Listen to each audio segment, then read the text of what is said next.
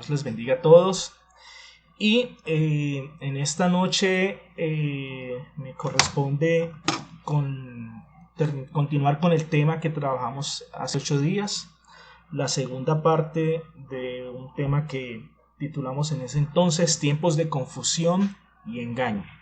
Entonces, resumen muy rápido lo que hablamos hace 8 días acerca del engaño que encontramos en el mundo, cómo el hombre se ha engañado a sí mismo para buscar dioses falsos, para buscar un Dios acomodado a su estilo de vida, pero que este engaño que vemos actualmente no se compara en nada con el engaño futuro que habrá por parte de Satanás, por parte de sus enviados, por parte del falso profeta, que implementarán un ambiente de engaño que hará que muchas personas se arrastren a adorar a este falso Dios. Hoy vamos a concentrarnos en un tipo de engaño que está en el corazón. Y este mensaje de hoy podríamos titularlo El juicio de las ovejas y de los falsos creyentes. Vamos a comenzar leyendo Apocalipsis 11, desde el versículo 15 hasta el 19. Dice así: Entonces el séptimo ángel tocó su trompeta, y hubo fuertes voces que gritaban en el cielo: Ahora el mundo ya es el reino de nuestro Señor y de su Cristo, y Él reinará por siempre y para siempre. Los 24 ancianos que estaban sentados en sus tronos delante de Dios se postraron rostro en tierra y lo adoraron, diciendo: Te damos gracias, Señor Dios, el Todopoderoso, el que es y que siempre fue, porque ahora has tomado tu gran poder y has comenzado a reinar. Las naciones se llenaron de ira, pero ahora el tiempo de tu ira ha llegado. Es tiempo de juzgar a los muertos y de recompensar a tus siervos, los profetas, y también a tu pueblo santo y a todos los que temen tu nombre, desde el menos importante hasta el más importante. Es tiempo de destruir a los que han causado destrucción en la tierra. Después se abrió en el cielo el templo de Dios, y el arca de su pacto se podía ver dentro del templo. Salieron relámpagos, rugieron truenos y estruendos, y hubo un terremoto y una fuerte tormenta de granizo.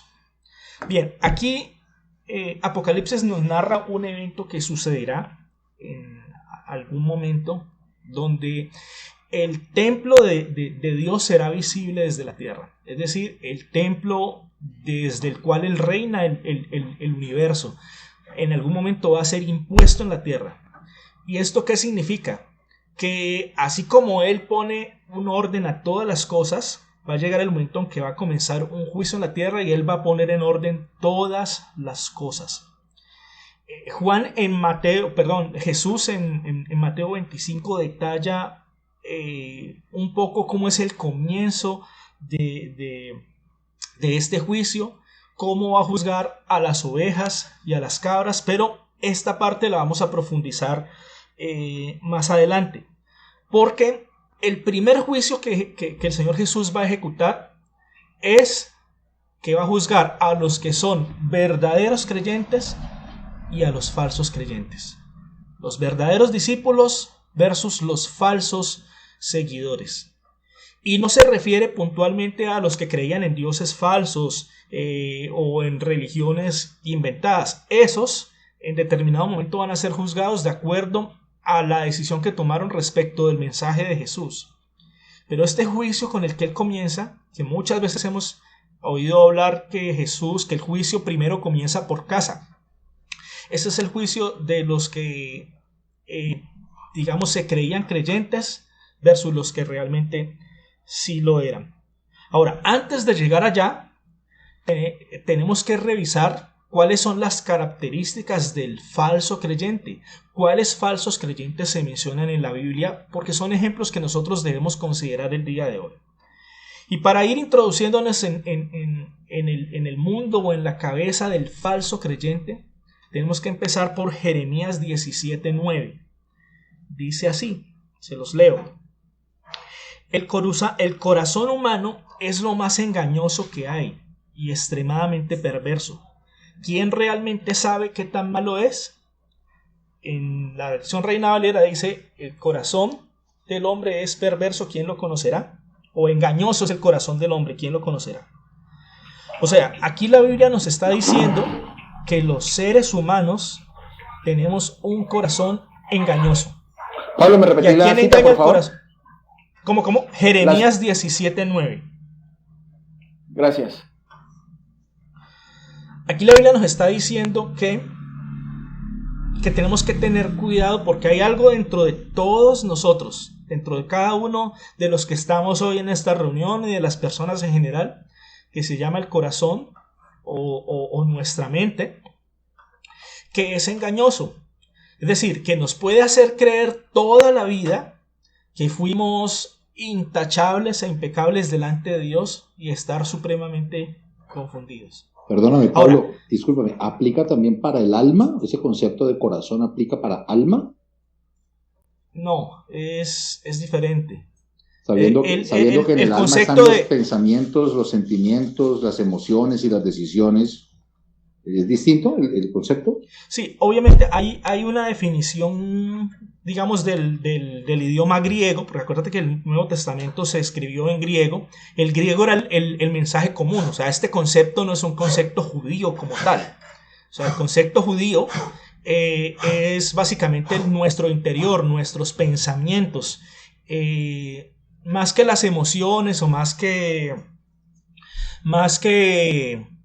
digamos, nuestras reacciones. El corazón es donde está lo que realmente amamos. Por ejemplo, nosotros podemos por fuera obedecerla, o por ejemplo, por fuera le decimos a una persona, lo saludamos y le decimos que le vaya bien, y en nuestro interior decimos: ¿por qué me tengo que encontrar a este tipo o a esta persona si me cae mal? Digamos que ese pensamiento proviene del corazón. Pero yo creo que el pastor nos puede profundizar estos conceptos porque son mucho más del dominio de él. Digamos que a lo que quiero llegar hoy al traer este pasaje es que hay un pensamiento interior en el hombre que es engañoso. Y la Biblia lo está diciendo. O sea, el corazón del hombre a veces se auto justifica. Una persona supremamente pecadora puede decir: no, pues yo no hago cosas tan graves, a pesar de que su vida esté podrida y apartada de Dios, como le pasó a muchas personas, muchos ejemplos que vamos a ver. Entonces, la Biblia menciona muchos casos de falsos creyentes, de personas que se suponía que eran y no fueron. Los primeros ejemplos podemos verlos en el mismo pueblo de Israel.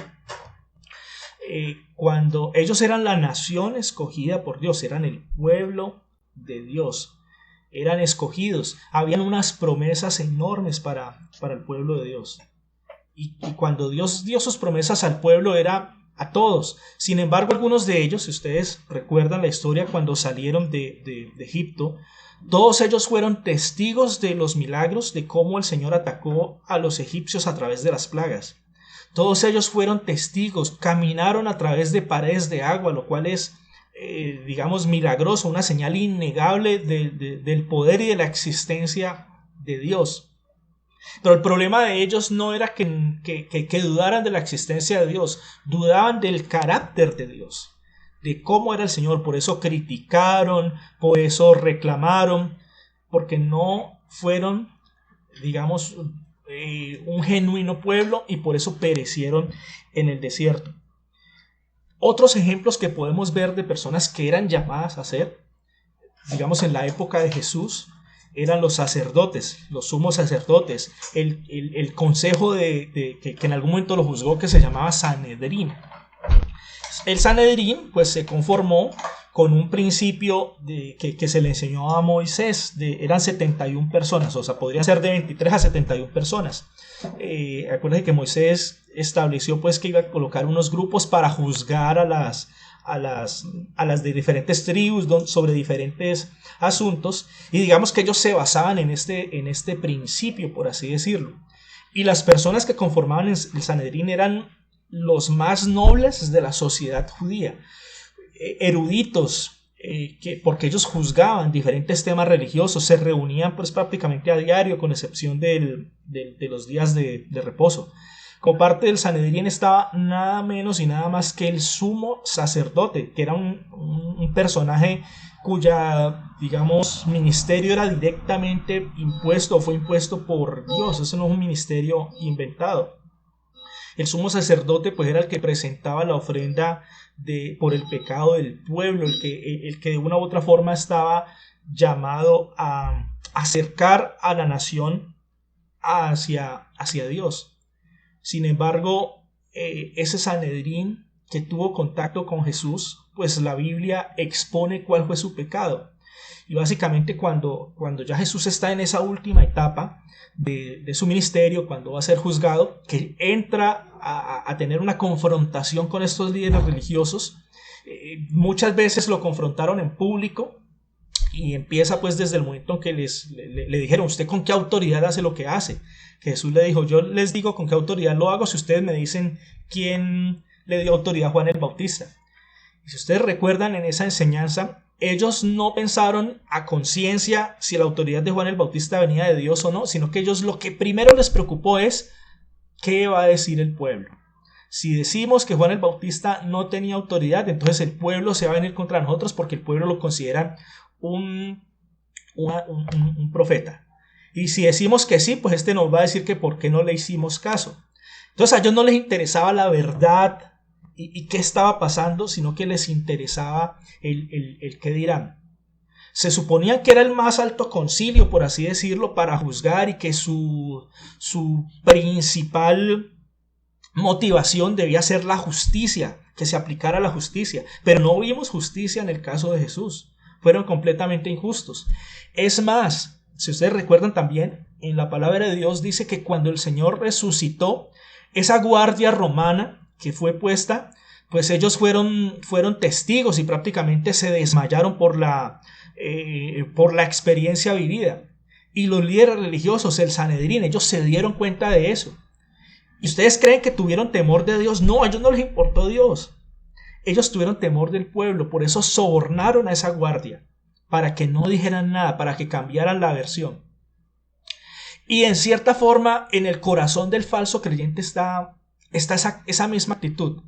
No pasa nada, es decir, yo fallo, yo hago lo que quiera, y pues como vemos que Dios no actúa ahí mismo, que no pecamos y ahí mismo nos cae un relámpago en la cabeza, pues seguimos pecando y haciendo lo malos, y perdemos el temor de Dios. Eso le pasaba a ellos.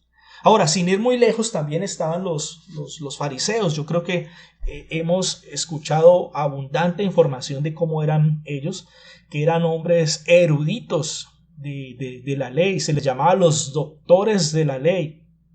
Tuvieron tanta influencia en el judaísmo que todas sus interpretaciones, sus costumbres y todo lo que ellos en cierta forma pensaban y decían, pues al día de hoy esa influencia continúa en lo que conocemos como el Talmud. Bueno, lo conocen los judíos, nosotros los creyentes no tanto. Es decir, eran hombres influyentes, hombres que querían guardar al pie de la letra digamos, la ley del Señor, más todas las tradiciones religiosas. Ellos en su corazón pensaban que eran intachables. Ellos pensaban que todo estaba bien y que eran los más especiales de la sociedad con Dios. O sea, es decir, ellos de pronto se sentían nuevamente en su corazón que ellos eran los amados de Dios. Sin embargo, Jesús mostró una realidad completamente distinta a la que había en el corazón de ellos. Jesús mostró lo que ellos no querían, lo que ellos tanto ignoraban, que era su propio pecado, su propia maldad. Y no eran pecaditos, eran atrocidades. Es decir, al punto que les decía que los discípulos que ellos hacían eran 2 veces más merecedores del infierno que ellos eran guías ciegos, que estaban guiando gente hacia el infierno. O sea, las palabras de Jesús contra ellos fueron realmente duras. Hay un caso también muy dramático de un falso seguidor, de un falso creyente. Es el caso de Judas. Y decimos dramático porque es que él tuvo relación directa con Jesús. O sea, él lo acompañó en todo su ministerio. Imagínense ustedes cuántas prédicas, cuántas enseñanzas, cuántas reflexiones del Señor dándole a otra gente escuchó Judas. O sea, yo creo que palabra no le faltó. Sin embargo, en el corazón de Judas siempre hubo un pecadito. O sea, el mayor error que nosotros le conocemos a Judas es la traición. Pero él no siempre fue un traidor. Él tampoco digamos que su traición fue algo fortuito de última hora. No, había algo que él tenía que lo conectaba con el mundo. Se los leo en Juan 12:6, que es el caso cuando la mujer derrama el perfume de alabastro en los pies de Jesús, que él interviene y dice, venga, ¿por qué desperdiciamos ese perfumito tan costoso? Lo habíamos podido vender para darle a los pobres. Entonces uno escucha, si hubiésemos estado en ese escenario, uno escucha a esa persona y dice, no, es una persona comprometida, que ama a la gente, pero resulta que no. Aquí en Juan 12:6 dice, no es que a Judas le importaran los pobres, en verdad era un ladrón, y como estaba a cargo del dinero de los discípulos, a menudo robaba una parte para él. ¿Qué nos está revelando ahí la Biblia?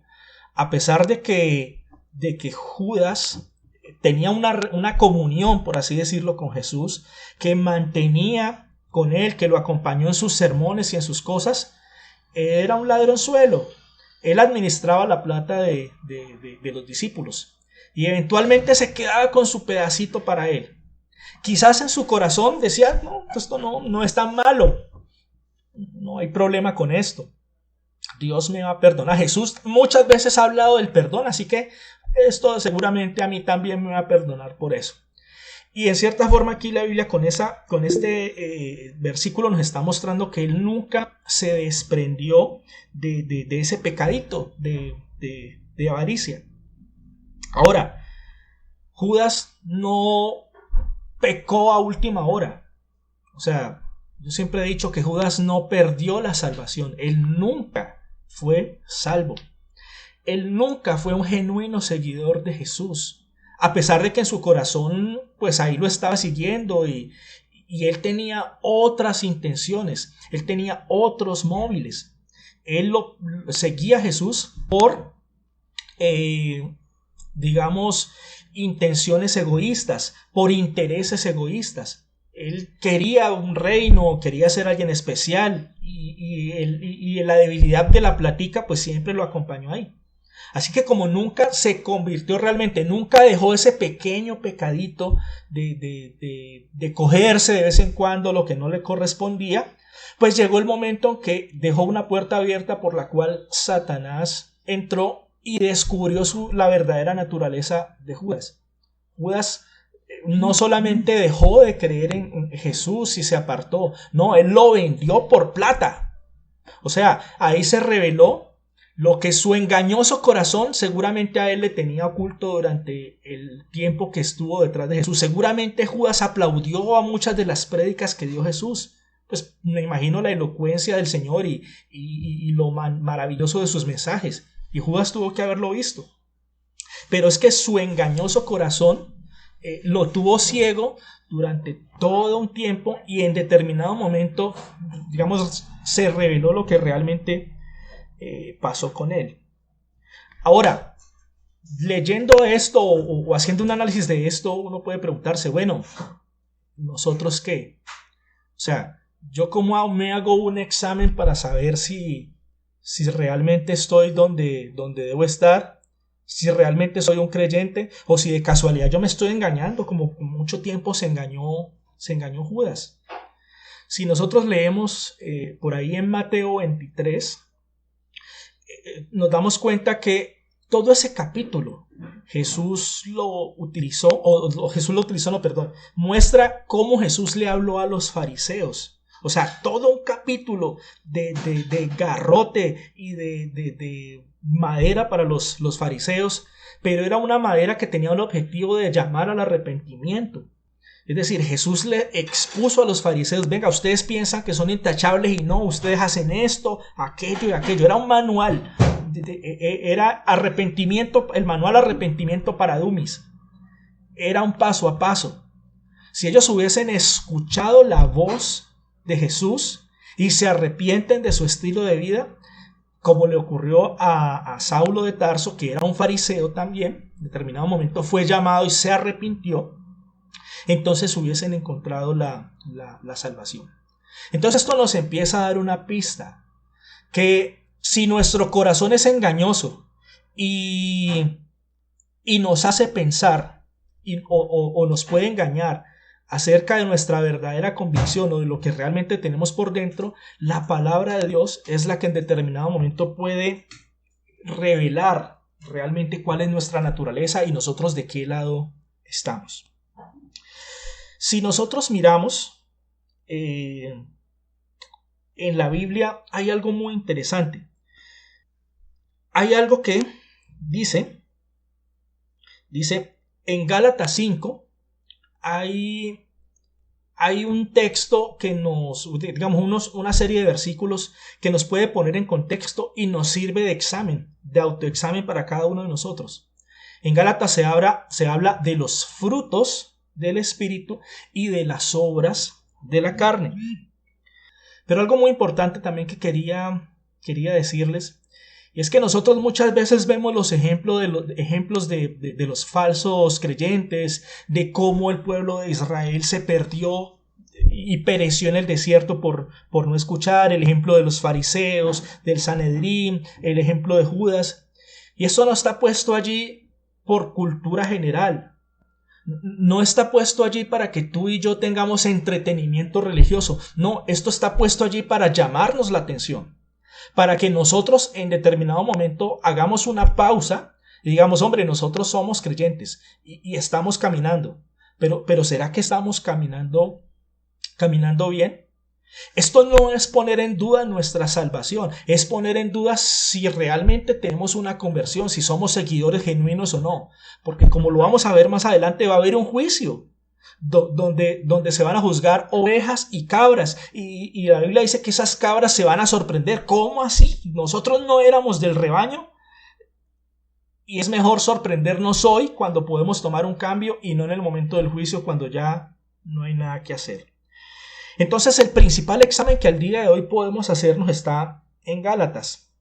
Vamos a leer Gálatas 5 del 19 al 21. Se los voy a leer en la Reina Valera porque es el que conocemos y para que sea súper claro para todos. Gálatas 5, 19 al 21. Y manifiestas son las obras de la carne, que son adulterio, fornicación, inmundicia, lascivia, idolatría, hechicerías, enemistades, pleitos, celos, iras, contiendas, disensiones, herejías, envidias, homicidios, borracheras, orgías, cosas semejantes a estas, acerca de las cuales os amonesto, como ya os lo he dicho antes, que los que practican tales cosas no heredarán el reino de Dios. Aquí la palabra de Dios está poniendo como una plomada para determinar pues las imperfecciones de un muro, o está colocando la vara de medida. Si bien nuestro corazón es engañoso y nos puede engañar, aquí la palabra de Dios está diciendo, ojo, miren este estilo de vida que corresponde a las obras de la carne. Si usted como creyente está viviendo conforme a esa realidad, entonces usted no es creyente, es lo que la Biblia está diciendo aquí. Usted no va a heredar el reino de los cielos porque no es un creyente genuino. Colocándolo en nuestras propias palabras, o parafraseándolo como a veces dice, si usted es cristiano, pero pues de vez en cuando fornica o de vez en cuando adultera, le encanta la pornografía, pues de vez en cuando se toma sus traguitos y se emborracha, de pronto cuando nadie lo está viendo, se va solo, si mantiene de pelea en pelea, si es envidioso, si le da envidia que otras personas progresen, si cuando en las redes sociales ve que otros hermanos o personas pues ponen las foticos de viajes y chévere, usted dice, ay, pero ¿por qué? Y le da rabia y envidia y en fin, y usted se dice creyente. Entonces es hora de empezar a analizar si realmente usted es creyente, porque a la luz de esto que nos está diciendo la Biblia, de este examen que nos pone, pues está diciendo, ojo, ustedes no son creyentes. Y nosotros nos podemos engañar a nosotros mismos, pero eso no va a valer de nada ante el juicio del Señor. Porque ¿quién nos engaña? El corazón, como lo vimos, nuestro corazón es engañoso. Nosotros podemos pensar que, no, pues es que esas obras de la carne, pues todos somos débiles y pues todos pecamos y eso no hay forma de escapar de esas cosas que está diciendo allí. No importa lo que ustedes se pongan, la justificación. La Biblia es clara. Los que practican estas cosas no heredarán el reino de Dios. Ahora, aquí hay algo que siempre va a surgir la duda con esto.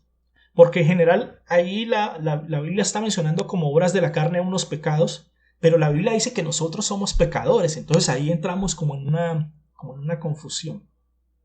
Entonces voy a tratar de explicar la diferencia entre vivir, digamos, una vida en la carne y eventualmente pecar. No es lo mismo cuando usted está caminando, que eventualmente tropiece y vuelva a levantarse, a que usted viva en el suelo. Es muy diferente. Si usted hace un balance en su vida, a la luz de esto que está aquí en Gálatas, porque a veces los balances los hacemos pensando en otras personas. Es que si yo me comparo con fulano de tal o con la gente del mundo, pues yo salgo bien librado. Pues esa comparación no sirve. Nos sirve compararnos a la luz de la palabra. Entonces, si usted hace una comparación, si usted empieza a leer estas obras de la carne y usted tiene varias de esas y repetitivamente está cayendo en varias de las que dice allí, es hora de revisar su concepto de cristianismo y decir, yo tengo que convertirme realmente, porque seguramente no me he convertido. Entonces eventualmente podemos pecar, eventualmente podemos enojarnos, podemos caer en diferentes cosas, pero el creyente verdadero tiene una naturaleza, o en el interior del creyente verdadero hay una naturaleza que riñe. Lo dice también en Gálatas, que estas se oponen entre sí.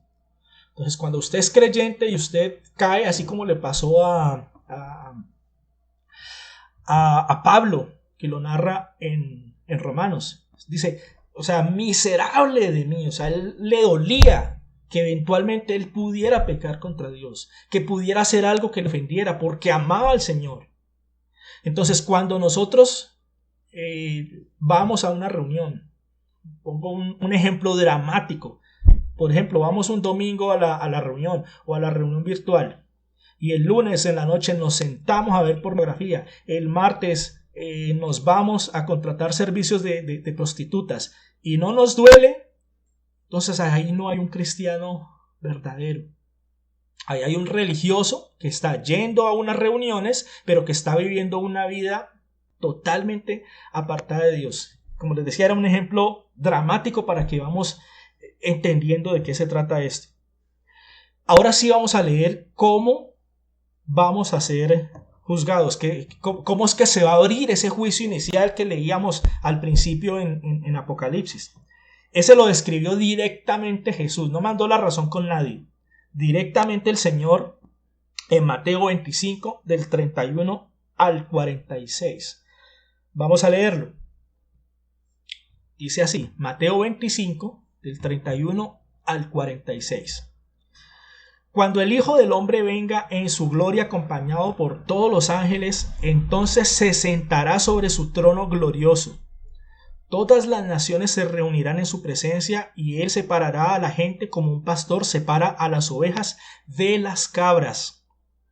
Pondrá las ovejas a su derecha y a las cabras a su izquierda.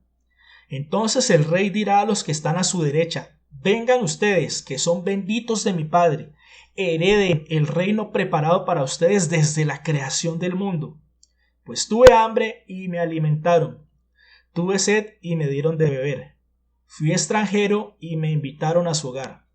Estuve desnudo y me dieron ropa. Estuve enfermo y me cuidaron. Estuve en prisión y me visitaron. Entonces esas personas justas responderán: Señor, ¿en qué momento te vimos con hambre y te alimentamos, o con sed y te dimos algo de beber? ¿O te vimos como extranjero y te brindamos hospitalidad? ¿O te vimos desnudo y te dimos ropa? ¿O te vimos enfermo o en prisión y te visitamos? Y el rey les dirá: les digo la verdad, cuando hicieron algunas de estas cosas al más insignificante de estos mis hermanos, me lo hicieron a mí. En el 41, luego el rey se dirigirá a los de la izquierda y dirá: fuera de aquí ustedes, los malditos, al fuego eterno preparado para el diablo y sus demonios. Pues tuve hambre y no me alimentaron, tuve sed y no me dieron de beber. Fui extranjero y no me invitaron a su hogar. Estuve desnudo y no me dieron ropa. Estuve enfermo y en prisión y no me visitaron.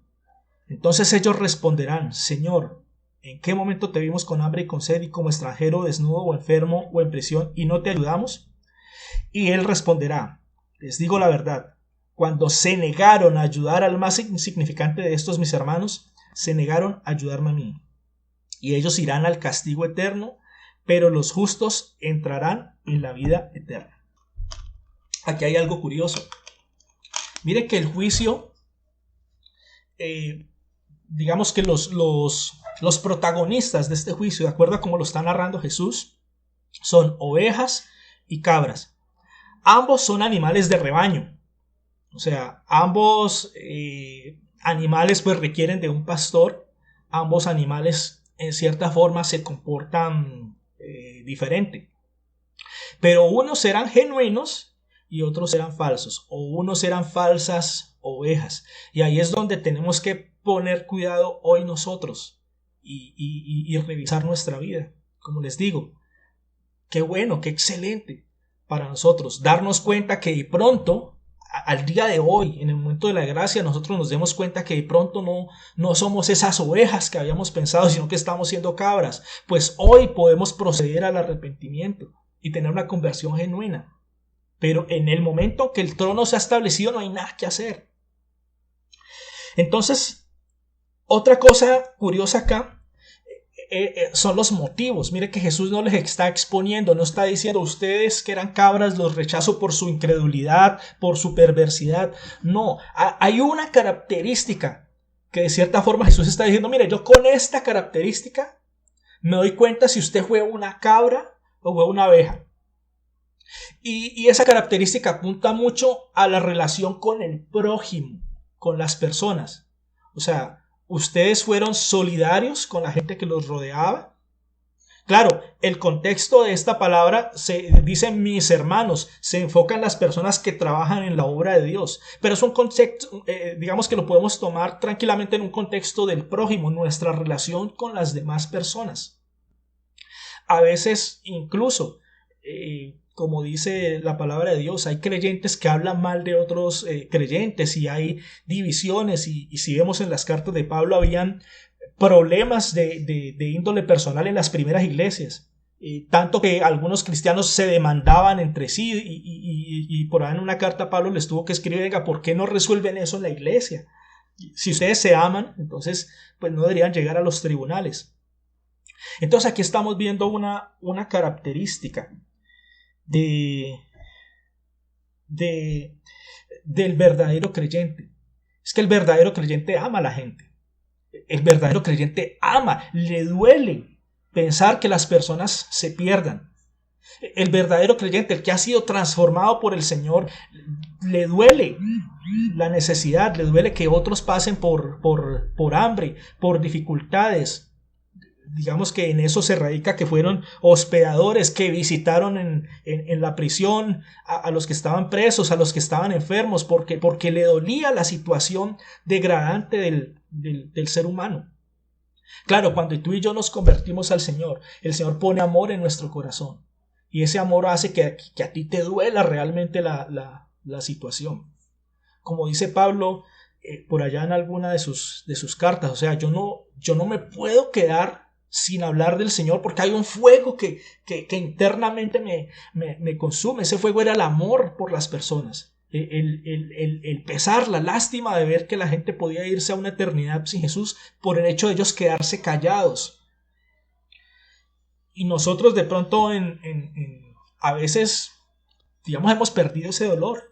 O sea, como que nos da igual que pasen los días y no le hablamos a nadie, o conocemos gente que sabemos que necesita del Señor y bueno, nos da igual. Entonces son detalles que tenemos que empezar a revisar.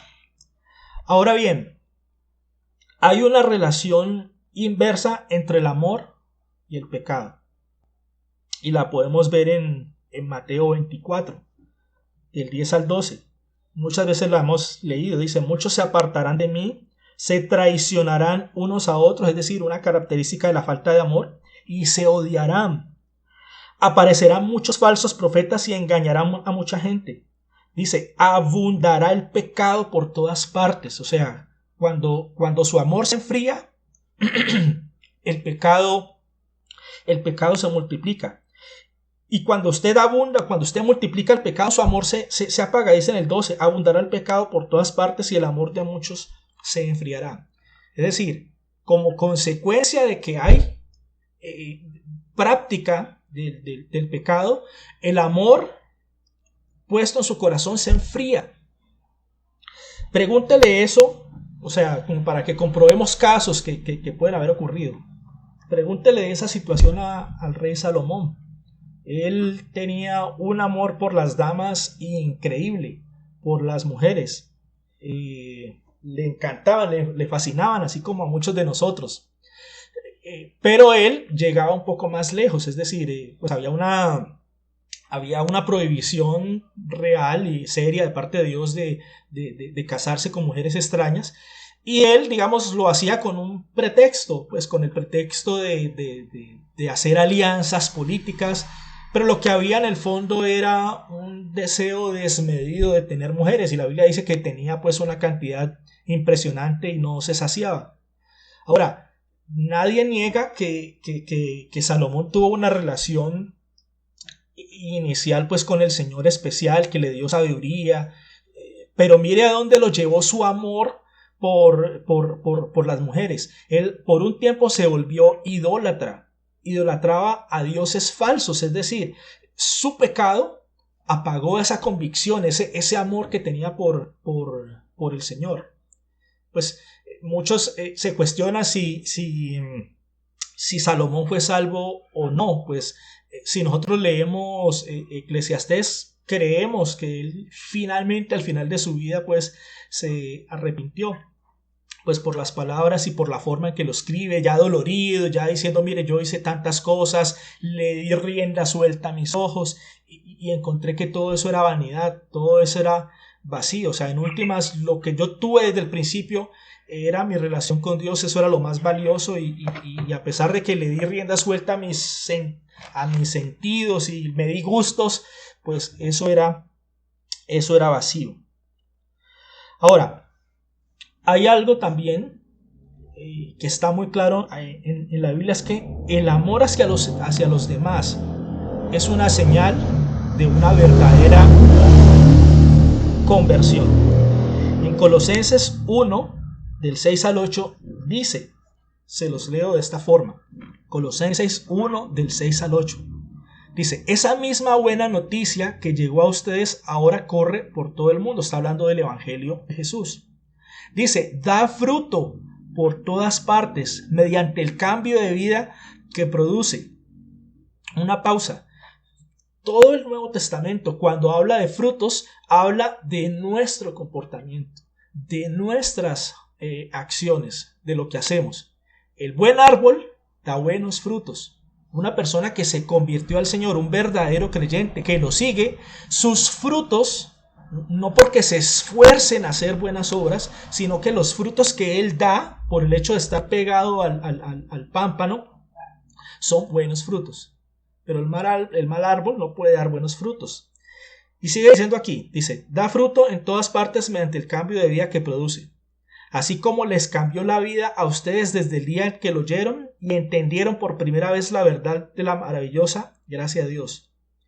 Ustedes se enteraron de la buena noticia por medio de Epafras, nuestro amado colaborador. Él es un fiel servidor de Cristo y nos ayuda en el nombre de ustedes. Nos contó del amor por los demás que el Espíritu Santo les ha dado. O sea, aquí está la relación directa. Cuando nosotros nos convertimos, recibimos como regalo el Espíritu Santo. Y el Espíritu Santo lo primero que empieza a colocar en ti es amor por los demás. Así que tiene sentido el juicio que hace el Señor, el juicio que narra en Mateo 25. Cuando hace un juicio de, bueno, usted que tanto amaba a su prójimo, a las personas. Ahora, aquí aparece una persona supremamente importante, que es el Espíritu Santo. Y dice la Biblia que nosotros no podemos agradar a Dios lejos de Él. O sea, dijo Jesús, apartados de mí, nada podéis hacer. Y yo sé que muchas veces hemos leído toda esta exposición acerca de vivir la vida en el Espíritu. Pero hoy quiero decirles una cosa, y es que la vida en el Espíritu no es una opción más en el menú bíblico. La vida en el Espíritu, vivir en el Espíritu es una obligación para todo cristiano. Porque muchas veces leemos esto y sabemos, sí, yo como que no vivo en el Espíritu, yo ahí como que, pues yo soy cristiano y ahí hago lo que puedo. Pero Dios no te está mandando a hacer lo que tú puedas. Porque tú no puedes hacer nada, yo no puedo hacer nada. Esta carne no quiere agradar a Dios, no puede. La única forma en que nosotros caminemos hacia donde Dios quiere que caminemos es en el Espíritu, no hay más opción. Mira lo que dice Romanos 8:1.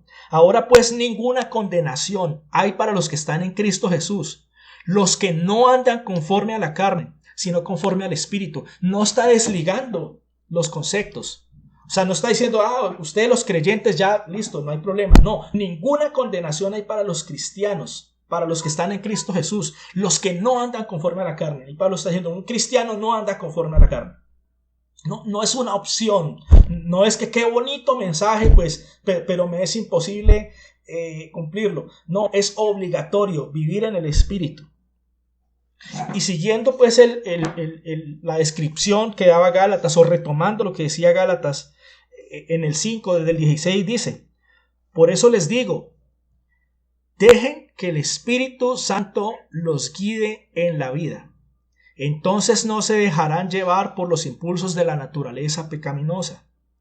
La naturaleza pecaminosa desea hacer el mal, que es precisamente lo contrario de lo que quiere el Espíritu.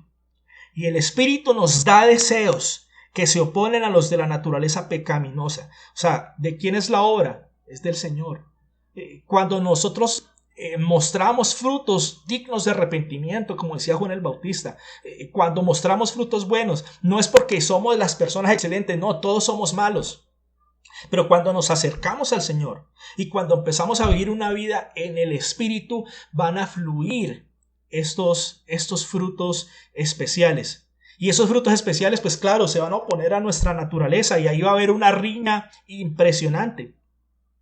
Dice, pero cuando el Espíritu los guía, ya no están obligados a cumplir la ley de Moisés. O sea, se refería a ustedes ya, en cierta forma, cuando el Espíritu los guía, ustedes, digamos, va a haber una nueva naturaleza en ustedes, o como lo llamó Jesús, van a nacer de nuevo. Ahora, para concluir, leamos un momento el 22 de Gálatas 5. Dice, en cambio, la clase de frutos que el Espíritu Santo produce en nuestra vida es, número 1, amor, alegría, paz, paciencia, gentileza, bondad, fidelidad, humildad y control propio. No existen leyes en contra de estas cosas. Los que pertenecen a Cristo Jesús han clavado en la cruz las pasiones y los deseos de la naturaleza pecaminosa y los han crucificado allí. Cualquier otro concepto o cualquier otra argumentación que esté en tu corazón para justificar la naturaleza pecaminosa que nosotros podamos vivir como creyentes, está en contra de lo que estamos leyendo. Y nos podemos engañar a nosotros mismos, pero de nada sirve en el momento en que seamos llamados a juicio. Ahora, para concluir, analicemos lo siguiente. Quizás todos hemos tenido altibajos. Quizás muchas veces hemos tenido más bajos que altos. No lo podemos, no lo sé en cada uno de ustedes. Quizás hemos vivido épocas de intenso amor por el Señor, en donde hemos estado pegados a Él, donde caminamos a Él, donde lo buscamos, donde oramos, donde nos duele pecar, donde nos duele de pronto si estamos caminando bien y algún día dijimos una mentira, Dios mío, ¿yo por qué hice esto? Y nuestro corazón arde de dolor porque no agradamos a Dios o porque le fallamos. Ese es el corazón del cristiano. Quizás muchas veces nos hemos alejado. Yo creo que pues muchos tal vez la mayoría, yo por lo menos he vivido momentos de frialdad, donde de pronto uno dejó que otras cosas ocuparan el lugar del Señor, el trabajo, y no ora, no lee la Biblia. Y si uno hace un análisis en retrospectiva, de pronto esos han sido los momentos o las épocas más vergonzosas de uno, donde uno está más débil espiritualmente, donde cae en cualquier tipo de situaciones. Pero realmente tenemos que hacer un balance. Es decir, ¿cómo ha sido nuestra vida? ¿Ha sido una vida de altibajos y nos mantenemos por abajo? Donde básicamente mantenemos haciendo todo aquello que Gálatas dice que los que practican esas cosas no heredarán el reino de los cielos. ¿O realmente hemos buscado agradar a Dios? Tener una relación de amor con Él y eventualmente pues hemos fallado porque seguimos siendo pecadores, pero nos duele y nos levantamos y seguimos con Él. Entonces, creo que esta es una invitación para que cada uno de nosotros haga un análisis, no a la luz de lo que sentimos en el corazón, porque ya lo vimos, el corazón es engañoso y uno puede sentirse tranquilo, nada lo acusa, yo ya soy maduro, llevo mi vida cristiana pues como me parece, como me siento bien, pero no necesariamente lo que está en nuestro corazón es lo que Dios tiene o lo que Dios está juzgando como algo bueno en nuestras vidas. Le pasó a los fariseos, le pasó a muchos, le pasó a Judas. Entonces la invitación es hoy, revisémonos a la luz de la palabra de Dios, realmente cómo estamos viviendo nuestra vida, cuáles son los frutos que se ven en nosotros, porque la Biblia es clara, por sus frutos los conoceréis. ¿Cuáles son nuestros frutos? Los del Espíritu. ¿Eso es lo que se manifiesta en nuestra vida? O de continuo lo que hay en nuestra vida son las obras de la carne. ¿Amamos a la gente? ¿Nos duele? ¿O de pronto nuestro amor por los demás está frío? Entonces, mis hermanos, muchas gracias por permitirme dar este mensaje. Dios los bendiga y bueno, quedan abiertos los micrófonos para que opinemos, para que me corrijan si notaron fallas en mi mensaje. No estoy exento, no soy erudito, así que Dios los bendiga. Ahí están habilitados los micrófonos.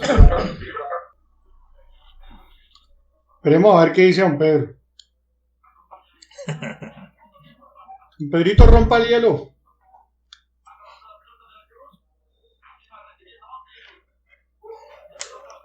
¿Me escuchan? Escuchando el partido. Alguien está escuchando el partido. ¿Me escuchan? Sí, don Pedrito, claro que sí. Ah, bueno, yo no había alzado la mano, pero me comprometen. Bueno, a ver. Nos ayuda en nuestra indecisión, don Pedrito. Sí, ayuda. Excelente mensaje para nosotros que no somos cabras. Por supuesto que el mensaje nos avisa a todos, a cada uno, a que revisemos nuestra actuación como creyentes. Y es muy fácil. Porque a veces estamos enfocados únicamente en nosotros mismos, en nuestra prosperidad, en nuestras cosas personales, el éxito, la abundancia, pero despreciamos el amor que viene de Dios. A veces nos encontramos a Dios en la calle, a Dios enseguida de la casa. Podemos ver a Jesús en el hermano necesitado y tiene sed, tiene hambre, está solo. Y yo, como creyente, tengo un corazón duro, pues estoy enfocado en los asuntos personales. El mensaje de hoy nos toca a todos, porque lo digo por mí. ¿Cuántos hermanos necesitados yo he pasado de largo? ¿Hasta cuándo el pastor en cada presentación habla de la bondad y la misericordia para nosotros mismos, para darle al hermano necesitado?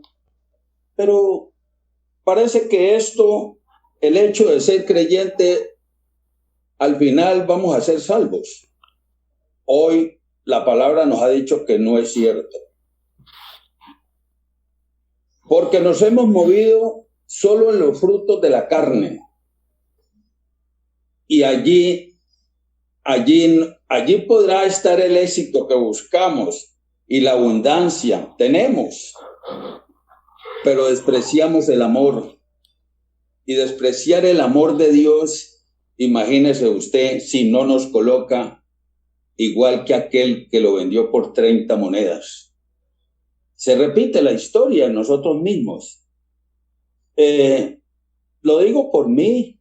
Yo he tenido muchas fallas en la vida, pero es que vivir en el Espíritu nos lleva a nosotros a la compasión. Mientras no vivamos en el Espíritu, pues la compasión no aparece. Entonces no vemos la necesidad ajena. No la vemos. Este mensaje toca el corazón de cada uno de nosotros como varones.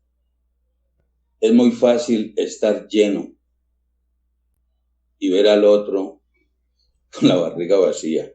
Hermanos, para romper el hielo, esta es mi opinión. Una opinión de una oveja a pie, que aunque no comprenda todo, quiero decirles, mis hermanos, que Dios a cada uno nos habla. Esta palabra a cada uno de nosotros tiene que habernos hablado. Y esto es un aviso, por supuesto.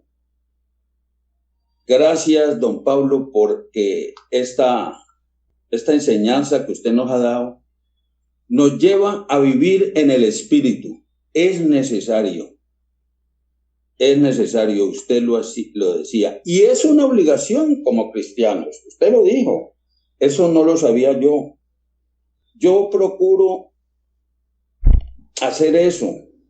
Y sé que me cuesta trabajo, porque es que dar no es fácil. Nosotros siempre abogamos por la tenencia, pero dar es difícil. Nos cuesta trabajo. Pero si no damos el paso de dar, tampoco vamos a ver la abundancia, no vamos a ver la prosperidad. Así, mis hermanos, que esta palabra tenemos que meditar en ella. Esa es mi opinión, mi humilde opinión, para romper el hielo, a ver si cada uno de nosotros podríamos aportar algo. Gracias.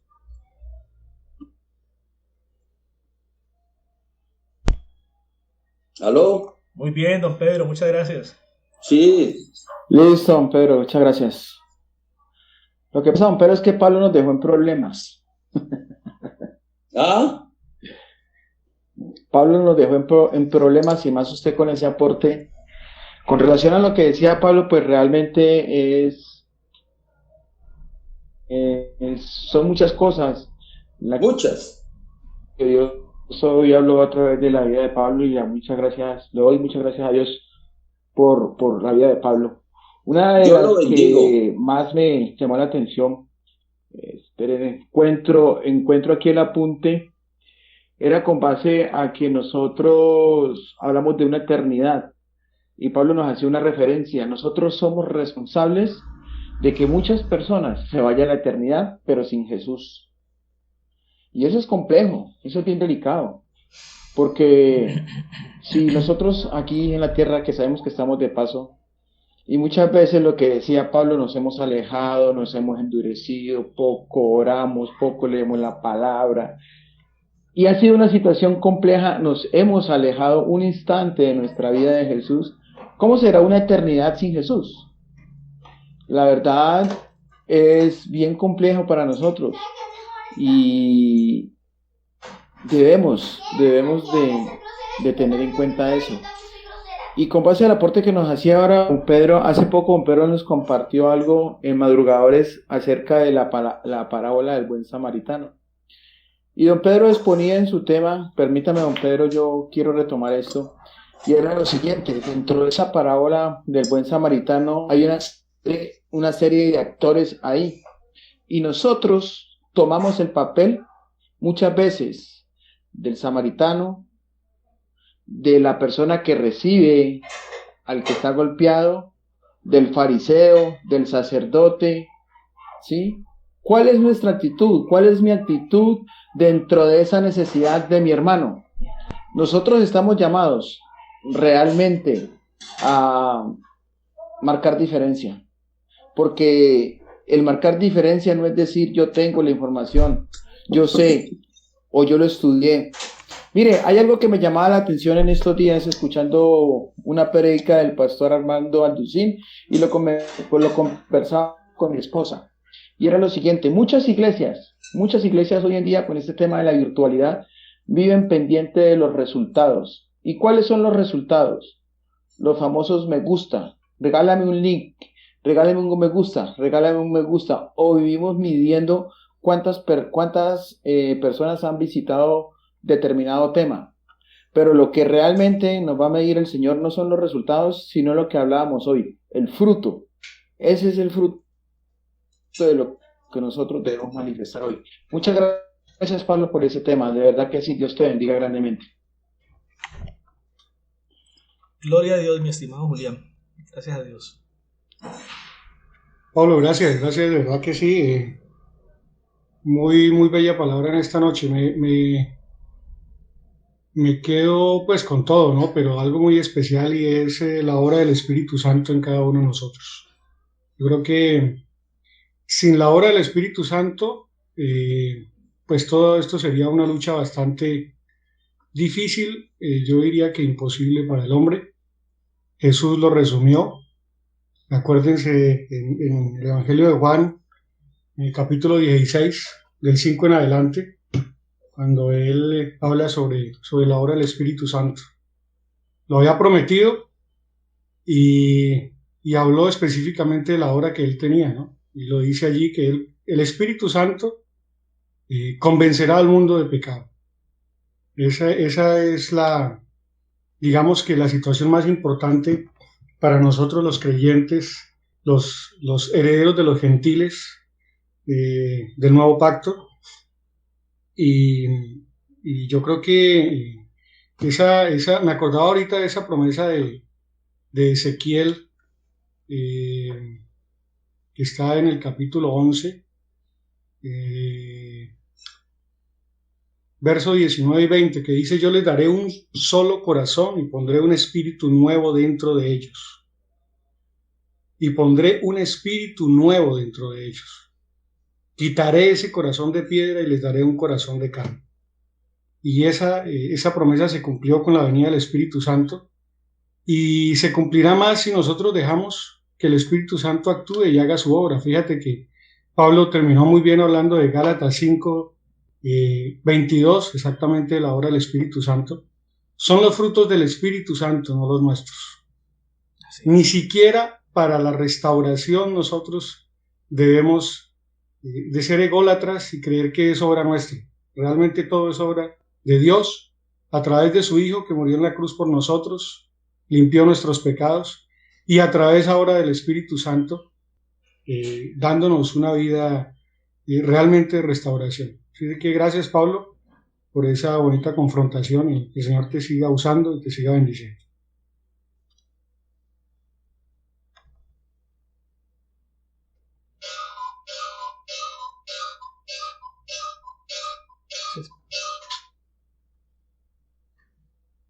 Ese es el relojito del pastor. ¿Será el pastor? Aquí sí. El pastor no voy a... Hable. ¿Qué pasó? Lo estamos esperando a usted, pastor. Yo Lo estamos esperando a usted, pastor. Yo siempre queriendo ser el último. Ya. Bueno, hay una cosa que, en las cosas interesantes que compartía Pablo, ¿no? Sobre todo, tener muy en claro ese concepto de la mente en la Biblia. En el Antiguo Testamento, por ejemplo, en Proverbios, dice, tal cual es el hombre en su corazón, así es ese hombre. O sea que en el hebreo, corazón es la mente. Y la mente genera pensamiento. Y los pensamientos se transforman en nuestras acciones. Lo que pensamos es lo que hacemos. Cuando entonces se nos dice en la Biblia que debemos cuidar nuestro corazón, se nos está diciendo que debemos pensar. En el Nuevo Testamento la palabra corazón tiene el mismo sentido. Una pregunta que podríamos hacernos es, ¿cuánto cuidamos lo que pensamos? ¿De dónde se origina nuestra forma de pensar? ¿La vida cristiana ha cambiado nuestra manera de pensar? ¿O tratamos de vivir una especie de esquizofrenia mental? Una mitad de nosotros sigue en el pasado y la otra mitad trata de conectarse con el futuro.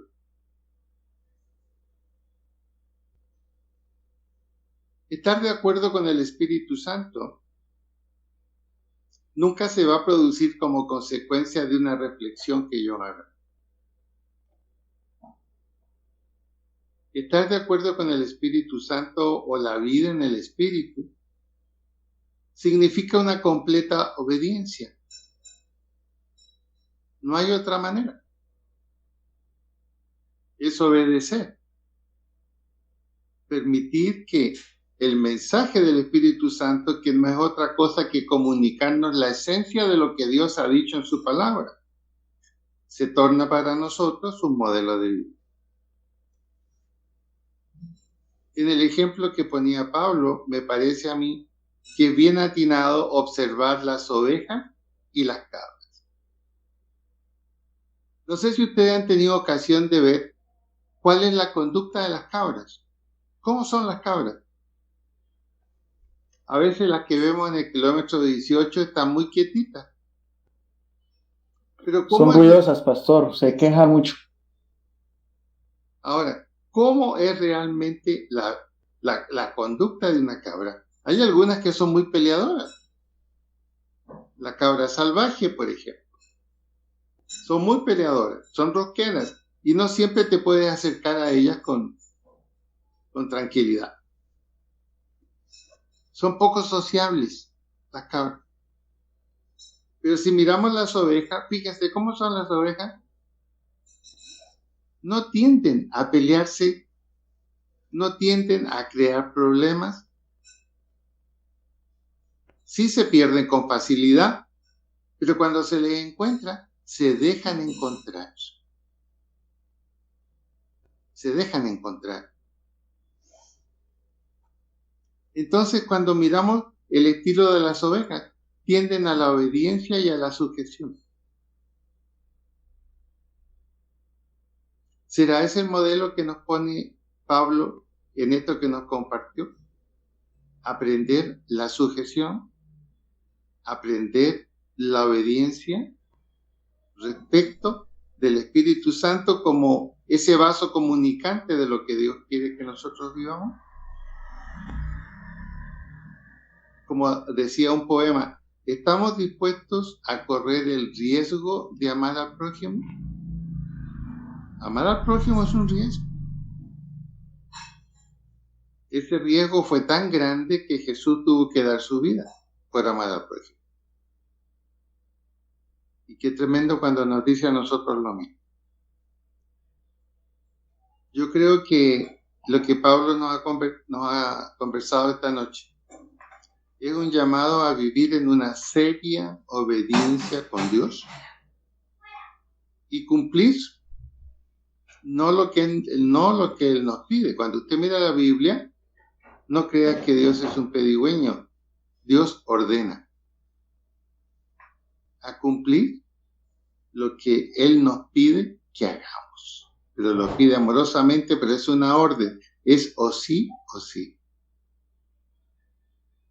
Es lo que yo podría decirle, Pablo.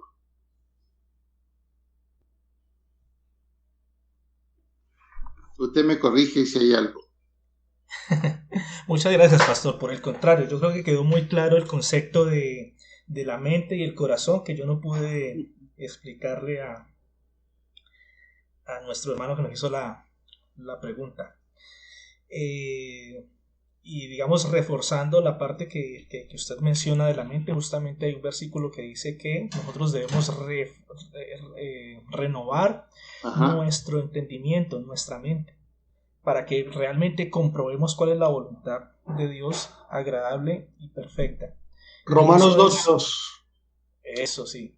Y eso es que de una u otra forma cambiemos los conceptos que nosotros tenemos. Por ejemplo, a veces el pecado por parte del enemigo o por parte de la carne es un engaño. Cuando nosotros estamos casados y somos esposos de una sola mujer, eventualmente puede venir el engaño que te dice, venga, en eso no está el placer y la felicidad de quedarse con una sola. El placer y la felicidad es que usted busque muchas y pruebe aquí y allá y mire todo lo que más pueda. Y de cierta forma ese es un engaño que puede llegar a nuestra mente y muchos podríamos tener eso arraigado en el corazón. Así que la renovación del entendimiento que propone la Biblia en Romanos es no, vamos a llamarle bueno a lo que Dios dice bueno. Si para Dios digamos contentarse con su esposa y disfrutar solo de ella, eso es lo bueno y lo que llena tu vida, entonces voy a cambiar mi concepto para que ese es el concepto que está en mi corazón. Ahora, esa obra tampoco la hacemos nosotros. Digamos que ahí de pronto pequé al decir que nosotros cambiamos ese concepto. Digamos que eso también es el fruto del Espíritu Santo. Es el Señor el que renueva nuestro entendimiento para que realmente comprobemos que la voluntad de Dios sí es perfecta.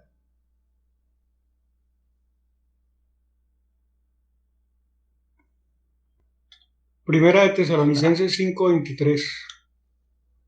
Y el mismo Dios de paz os santifique por completo todo vuestro ser, espíritu, alma y cuerpo, sea guardado irreprensible para la segunda venida de nuestro Señor Jesucristo.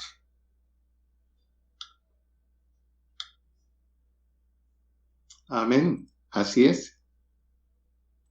Por ahí veo a don Alejandro Aracena con ganas de hablar, que hable. Ahí le dejamos el micrófono abierto. Buenas noches, ¿cómo les va? ¿Qué más, don Alejo? ¿Cómo vamos? Bien, entretenido, usted sabe con qué. Miau. No, no es eso. Pues, ¿qué les digo, muchachos? Yo mucho tiempo les hablé de esto cuando teníamos la iglesia presencial, sobre el camino de la santidad y sobre todo el cambiar la forma de pensar. El verdadero cristiano tiene que colocar en las prioridades de su vida lo que dice la palabra y tiene que volverse con el tiempo, porque eso no es pues tampoco un día para otro. Prioridades. Y uno tiene que empezar si yo quiero realmente ser un buen cristiano, tengo que empezar a tratar de hacer cosas, pero no en mi fuerza, sino en la fuerza del Señor, que agraden a Dios. Y si Dios realmente está trabajando mi vida, si soy un cristiano verdadero, Gálatas 5, 22, 23 tiene que ser una realidad en mi vida. Eso lo enseño siempre en el nivel 2 y en el nivel 3. Si usted quiere realmente, o usted dice que es un buen cristiano, o que Dios ha hecho cosas en su vida, tiene que verse en su vida Gálatas 5, 22, 23. Amor, gozo, paz, paciencia, bondad, benignidad, fe, mansedumbre y templanza. Y obviamente las últimas 3 son las más difíciles. Alguna vez el pastor nos decía, y a mí me gustó mucho, que las primeras 3 son gratis. Cuando tú recibes a Cristo en tu corazón, las primeras 3 se dan. Te llenas de amor, tu vida se vuelve más feliz, y Dios pone en ti una paz que tú no entiendes. Siempre dicen que los cristianos a veces afrontamos problemas y uno puede decir, bueno, Dios proveerá. Yo descanso en el Señor, voy a tener fe en que las cosas cambien. Hasta nos acusan de tener un exceso de actitud positiva. Esas 3 son gratis, se dan cuando recibo a Cristo. Las siguientes 3 es un trabajo de Dios en mi vida, como una psicoterapia. La paciencia, la bondad y la benignidad no son sencillas, porque el hombre no nace con ellas. Ningún ser humano, y menos los varones, estamos llenos de paciencia, se nos es fácil la fe, y menos la bondad. O sea, nosotros no somos buenos por naturaleza. Uno aprende a hacerlo bueno. Y las últimas es el trabajo más profundo de Dios, y pienso que se da ya en los años postreros, cuando uno ya es adulto como persona y espiritualmente, que es pues poder tener fe, la templanza y la mansedumbre, o sea, poder doblegar el orgullo, poder creerle a Dios por sobre todas las cosas, y ser capaz de tener templanza. La templanza o el dominio propio, yo siempre lo he definido como renunciar a mi legítimo derecho de ejercer venganza.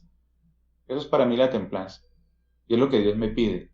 O sea, yo no puedo reaccionar como reaccionan los otros, y aunque yo tenga derecho, aunque me hayan hecho, o aunque yo sienta que estoy en mi derecho de ejercer justicia, Dios pone en mí el deseo de perdonar como Dios me perdonó a mí.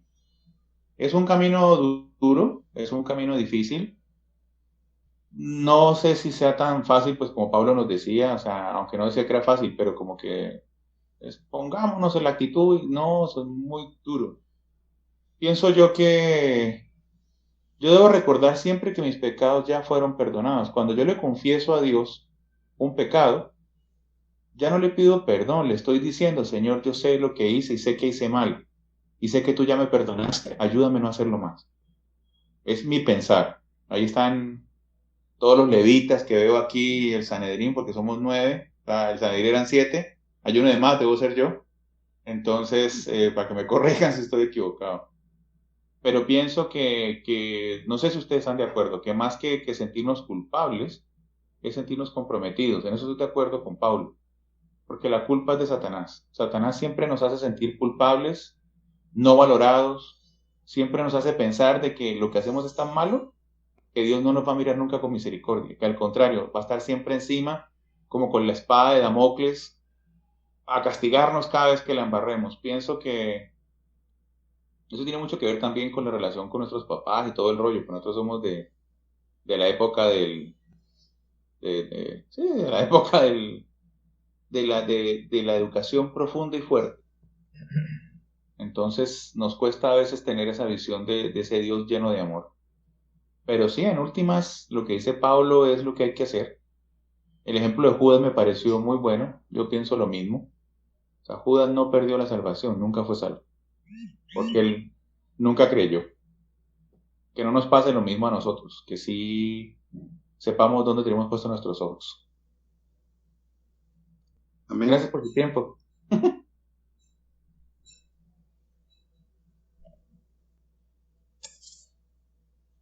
Bueno, pastor, yo creo que ya son las 9:03.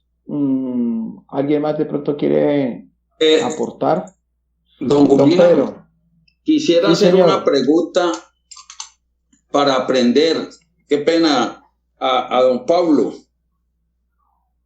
Quiero estar seguro de esto que estoy pensando o que he recibido. El mensaje nos lleva a reconocer, aún siendo creyentes, en qué momento nosotros estamos en conflicto o en rebeldía con Dios. por causa de actuar bajo un corazón engañoso, actuando en la carne y que no nos lleva por el Espíritu. ¿Esto es así? Bueno, aquí el conflicto no es cuando somos creyentes, porque, digamos, la prédica en cierta forma, bueno, la mayoría de los que estamos aquí, o todos los que estamos aquí, nos consideramos creyentes y creemos firmemente que somos ovejas y no cabras. Pero digamos que el propósito por el cual la palabra pone este tipo de temas, yo simplemente lo que hice fue extraerlas de ahí y traerlos hoy a colación, es para que nosotros realmente evaluemos. Y me parece que no es malo ni estamos dudando de nuestra salvación cuando nosotros evaluamos si realmente somos creyentes o no. Si nosotros hacemos una evaluación y decimos, venga, hagamos un alto en el camino, ¿será que yo soy cabra? ¿O será que soy una oveja? ¿Y cómo podemos evaluar eso? Entonces la Biblia nos está diciendo, la forma errónea de evaluarlo es con tu corazón.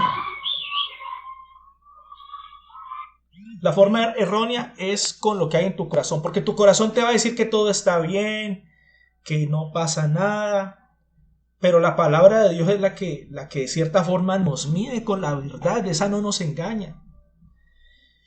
Y pensemos en un minuto por esto, porque a veces nuestro conflicto es con el pecado, porque es que somos pecadores, porque es que a veces la carne nos jala y nos gusta de cierta forma lo malo, y nosotros podemos decir, no, es que el cristiano en su corazón está íntegro, pero nosotros de pronto nos analizamos y de pronto en nuestro corazón hay cositas que no están bien. Ahora, el Señor dice que el que comenzó la buena obra la va a terminar. Es decir, la primera evaluación es cuando tú te convertiste al Señor, cuando lo conociste, escuchaste su mensaje y te convertiste a Él. Desde ese entonces hasta ahora, ¿el Señor ha cambiado algo en tu vida o sigue siendo el mismo? Porque de pronto a las cabras les puede pasar que religiosamente siguen al Señor y de pronto, por poner un ejemplo, un cristiano cabra, ese que dice, no, o sea, sigue al Señor porque es que Dios bendice. Y si yo voy a la iglesia, entonces tengo bendición en mi trabajo, y si voy a la iglesia, entonces Dios bendice mi familia, pero de pronto vive una vida totalmente en la carne, pero como va a la iglesia, entonces él dice, yo soy un cristiano.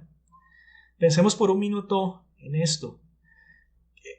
¿Cómo se justificaría una cabra ante su pecado? Por ejemplo, Judas, diciendo que Judas era una cabra. Ahí la Biblia en Juan 12:6 nos dice que él tenía un pecadillo, algo sencillito, algo sin importancia. De vez en cuando tomaba algún pedacito de la platica que le correspondía pues a todo el grupo y se lo dejaba para él y bueno, no pasaba nada, era un pecadito. ¿Cómo se justificaría o cómo lucharía contra su conciencia Judas? O sea, ¿qué argumentos se pondrían en ese entonces? ¿Será que se pondría el argumento, no, Dios es bueno, es maravilloso y pues no, Él me va a perdonar? Jesús habla del perdón, esto no es nada, pues yo creo que Él me va a perdonar. Entonces creo que la Biblia está poniendo estos temas sobre la mesa para que nosotros dejemos de escuchar a nuestro propio corazón y justificarnos a nosotros mismos y medirnos con nuestra propia vara y nos empecemos a medir con la vara del Señor. Ahora, si esa medida nos da que somos cabras, pues qué pena, esa es la medida que pone la Biblia. ¿Y qué tenemos que hacer en este momento? Pues arrepentirnos y ahora que hay oportunidad. Pero lo peor que le puede pasar a un falso creyente es pensar que tiene seguridad de salvación y que no hay nada, porque algún día va a llegar delante del juicio y se va a dar cuenta que su esperanza era errónea. Entonces, digamos que ese es como el objetivo de este tipo de mensajes. Si somos creyentes, amén, reafirmarnos en nuestra fe y seguir caminando en el Espíritu, que es la única opción que tenemos para agradar a Dios y es una orden. Ahora, si eventualmente somos cabras, pues aquí están las puertas abiertas para que cambiemos nuestro estilo de vida y entendamos de una vez por todas qué es lo que Dios exige o qué es lo que significa realmente ser cristiano. Hay otro Muchas detalle, gracias, don Pablo, le agradezco mucho, muy amable. hay otro detalle de las cabras. Las cabras pueden funcionar solitarias. Las ovejas siempre tienen que estar con otras ovejas. Eso significa que la vida cristiana es con compañerismo. Y ahí es donde tenemos que ayudarnos unos a otros.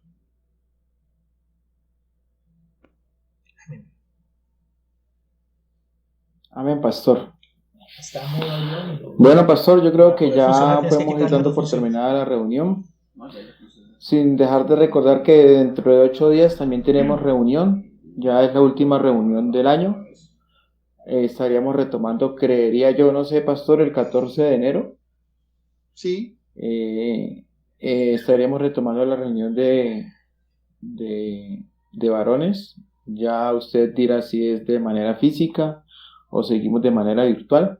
Me imagino que todo depende de cómo se comporte sí. nuestra humanidad en este diciembre.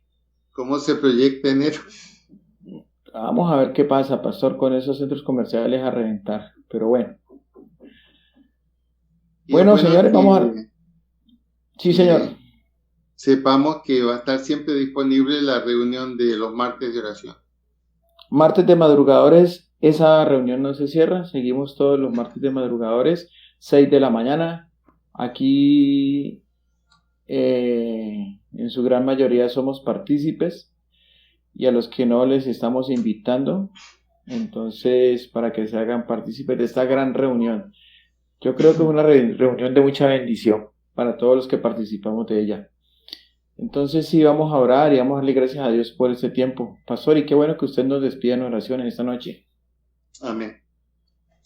Padre bueno, en esta noche, Señor, nos acercamos a ti con una actitud de reconocimiento hacia ti, reconociendo ese amor tuyo incondicional, pero que de esa misma manera, amorosamente, tú nos invitas al cambio, nos invitas a tomar la ruta correcta, nos invitas a acercarnos más a ti y nos invitas, Señor, a que tu Espíritu Santo tenga realmente una propiedad en nosotros para comunicarnos lo que tú quieres que sepamos y aprendamos y pongamos por práctica.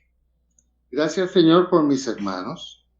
Gracias porque en el compañerismo de los unos con los otros también recibimos firmeza, seguridad y también aliento para seguir la ruta que tú has forjado para nosotros. Gracias en esta noche por la vida de Pablo y sé tú, Señor, con nosotros. Y gracias porque en Jesús está la respuesta. En el nombre de Jesús. Amén.